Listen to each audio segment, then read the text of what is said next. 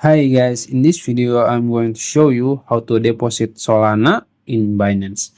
It's very easy. First you can open your Binance apps and then make sure you have signed in. After that you can go to your asset in the bottom right corner here.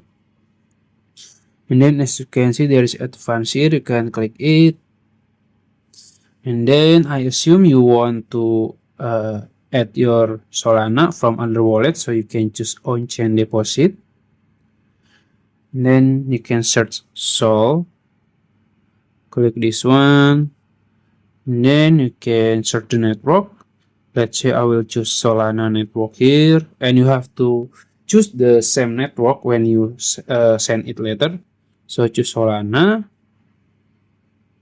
wait a minute, and okay, and this is your network. You can copy it and you can paste it on your other wallet. I'm sorry, yeah, on your other wallet, and you can send your Solana.